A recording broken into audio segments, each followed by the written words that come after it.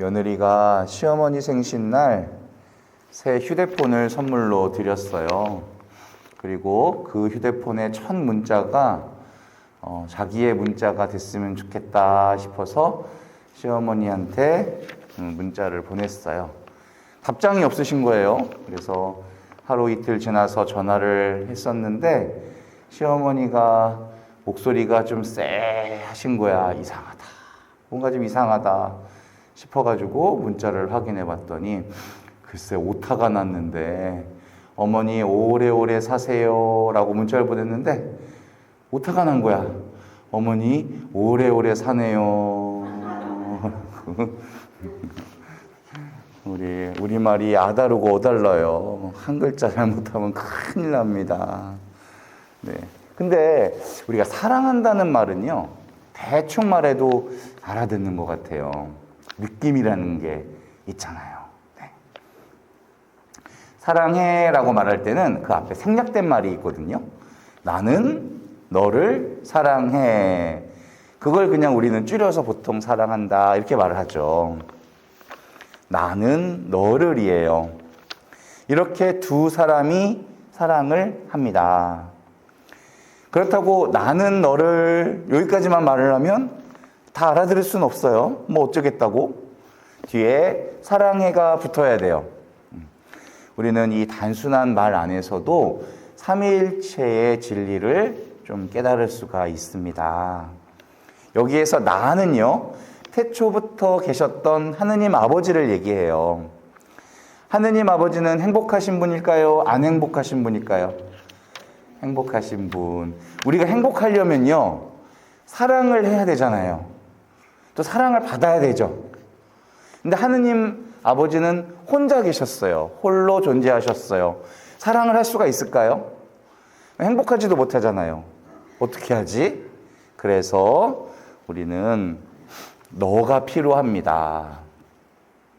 혼자서는 절대 사랑할 수가 없거든요. 사랑은 지금 어떤 내 마음 상태를 말하는 게 아니라 관계를 말하는 거거든요. 그래서 나와 너가 존재하게 됐어요. 이것만 가지고는 안 된다고 했죠. 사랑해라고 말을 해야 돼요.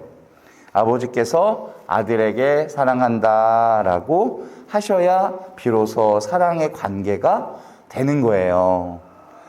이렇게 아버지께서 아드님에게 해주시는 사랑을 우리는 성령님이라고 하는 거예요. 성령님은 나와 너의 사랑입니다. 사랑해라는 말 안에 이미 나도 있고요, 너도 있고 사랑한다는 말 안에 다 있는 거예요. 이 세 개가 반드시 존재해야 되고 나는 너와 사랑을 하기 때문에 결국 한 몸이다. 성부와 성자와 성령은 사랑 안에서 하나이신 분이라는 거예요. 예수님께서는 내가 아버지께로 가지 않으면 위로자가 오시지 않을 것이다 라고 하셨어요. 위로자는 누가 함께 있지 않을 때 그 사람을 대신해서 위로해 주는 분을 말하거든요. 그러면 예수님께서 이 세상에 계실 때는 위로자가 굳이 없어도 돼요. 그런데 하늘로 올라가시고 이 세상에 계시지 않게 되면 위로자가 필요한 거예요. 그래서 그 위로자를 통해서 눈에 보이지는 않지만 우리 안에 사시게 되는 거다. 결국 우리는 성부 하느님, 성자 예수님을 볼 수는 없지만 삼위일체 신비 안에서 충분히 그분들이 계시다는 것을 느낌으로 알아요. 어떻게 해요? 성령을 통해서. 우리가 사랑하는 사람에게는 우리 모든 걸 다 줘도 아깝지 않잖아요. 근데 사랑을 줄 때도 그렇고 받을 때도 그렇고 우리는 낮은 모습이 되는 거예요. 예수님은 죽기까지 순명하시고 낮아지셨기 때문에 아버지로부터 사랑을 충만히 받으셨고요. 그 사랑을 우리들에게 충만히 흘려보내 주시는 거예요. 우리는 그 사랑을 특별히 미사 때에 예수님의 몸을 통해서 받고 있어요. 그런데 아담과 하와는 얼마나 안타깝습니까? 가만히 기다리기만 하면 하나님께서 부족함 없이 당신 가지신 것을 모두 다 주셨을 텐데 그 한 가지 금지된 것을 갖고 싶어서, 눈이 밝아지고 싶어서, 하느님과 같아지고 싶어서 선악과를 따먹었잖아요. 지금까지 받았던 모든 축복을 다 뺏기고 앞으로 너는 영원히 생명을 얻을 것이다 라고 하셨는데 그것마저도 뺏겼어요. 성령님은 낮아짐과 순종만으로만 가능한 거예요. 우리가 교만해지면 하느님의 모습을 잃고 사랑도 잃고 분열만 되고 결국 죽음만 남게 되는 겁니다. 자, 인간이 그렇다면 반대로 하느님께서 당신 스스로 높아지려고 하셨다면 우리 인간은 이대로 살 수가 없을 거예요. 하느님이 인간을 지배하려고 하셨다면 하느님이 원하는 거에 우리는 전전긍긍하면서 노심초사하며 살았겠죠. 우리 북한의 김정은 위원장이 말씀하시는데 다 수첩에다 받아 적어야 돼요. 안 적는다고 끌려가서 죽었잖아요. 굶주린 배를 움켜쥐고서라도 오로지 지도자 동지를 위해서 모든 것을 다 해내는 북한 동포들처럼 될 거예요. 사람 하나가 이렇게 하더라도 주변 사람 모두가 다 비참해지게 되는데 하느님이 당신 스스로 영광을 찾으신다면 우리에게는 자유란 없을 겁니다. 그러면 우리는 사람이 아니라 로봇가 되는 거예요. 예수님께서는 그대들은 나의 벗이다 라고 하셨어요. 벗은 벗에게 자유를 주고 그에게 뭔가를 강요하지 않는 것을 얘기하는 거예요.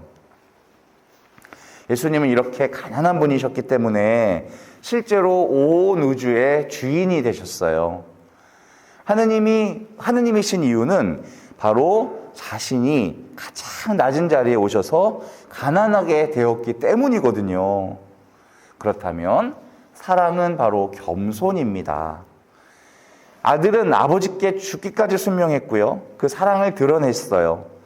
아버지 것이 아드님의 것이고 아드님의 것이 성령님의 것이고 그래서 이 세 분은 같은 한 하느님이 되셨어요. 똑같이 겸손하고 사랑하고 하셨기 때문에 상대방에게 서로 영광을 막 되돌려주는 거예요. 20세기의 가장 위대한 신학자를 한 사람만 꼽으라면 개신교에서도 마찬가지고 가톨릭에서도 칼 라너 신부님을 꼽아요. 독일인이셨고 예수회 사제여셨어요. 평생을 하느님은 누구이신가에 대해서 연구했어요. 신학서적을 쓰고 강의를 하셨는데 그 펜 끝에서 흘러나오는 책이 4천여 종 정도가 돼요. 그리고 이분의 신학을 다룬 제목이 달린 단행본과 간행물들이 700여 종이 지금 매달 나오고 있어요. 어마어마. 이분의 신학만 다루는 학문을 또 새로운 학문으로 생각하고 있는 거예요. 이런 위대한 신학자는 80세까지 사셨는데요. 1984년 오스트리아 인스브룩에서 친구 사제들과 함께 소박하게 생신 파티를 여시고 다음날 병원에 입원하셨어요. 그리고 퇴원을 못 하셨거든요. 신부님을 마지막으로 떠내보내는 인스브룩 예수의 성당의 장례 미사에서는 이 위대한 신학자가 생전 가장 깊이 매일같이 묵상했던 말씀을 봉독했어요. 우리는 부분적으로 알고 부분적으로 예언합니다. 그러나 온전한 것이 오면 부분적인 것은 없어집니다. 우리가 지금은 거울에 비친 모습처럼 어렴풋이 보지만 그때에는 얼굴과 얼굴을 마주 볼 것입니다. 내가 지금은 부분적으로 알지만 그때에는 하느님께서 나를 온전히 아시듯 나도 온전히 알게 될 것입니다. 고린토 1서의 말씀을 봉독했다고 합니다. 이 위대한 신학자 역시 하느님의 신비를 아주 구퉁이만큼밖에는 몰랐다라고 고백하는 거예요. 지금은 우리가 알 수 없어요. 하지만 마지막 때에 그분을 마주 보게 된다면 그분이 나를 다 아시듯 나도 그분을 다 알게 된다. 얼마나 아름다운 일입니까? 그 전까지, 우리 그 전까지는요, 신앙인이 행복하려면 삼위일체의 사랑 안에 참여하는 방법밖에 없어요. 내가 성령님을 통해서 그리스도와 한 몸을 이루고 그리스도께서는 우리에게 다 주시기 때문에 하느님의 자녀가 되는 거죠. 자녀는 상속자잖아요. 하느님의 것이 다 내 것이 되는 거예요. 그게 바로 삼위일체의 신비입니다. 삼위일체 대축일 하느님께서 우리 모두가 당신의 그 사랑과 그 행복의 나라에 함께 있기를 바라세요. 그 초대에 응하면서 한 주를 하느님과 함께 살아보도록 합시다. 아멘.